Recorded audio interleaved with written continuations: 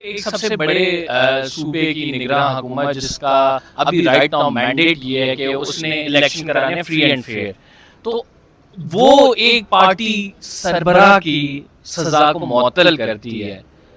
ये कितना अफेक्ट करेगा उसकी इम्पार्शियलिटी पर? हाँ, ये देखना पड़ेगा क्योंकि अब देखना ये है कि क्या जो निगरान हुकूमतें हैं वो इस तरह का कोई फैसला कर सकती है, जैसे कि अभी ख्वाजा आसिफ का जो केस है सुप्रीम कोर्ट में, उस पर एक उसूल जो है वो वज़ा ये हुआ था कि केयर टेकर गवर्नमेंट जो है वो डे टू डे अफेयर्स चलाएंगी, कोई उसमें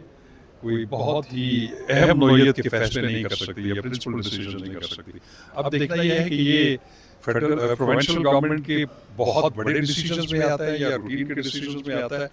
ये बाद में देखा जा सकता है इसको। लेकिन एक बात ज़रूर है कि ये जो है रास्ता खुद इस्लामाबाद हाई कोर्ट ने ही दिखाया था। आपको याद होगा कि जब मियां नवाज शरीफ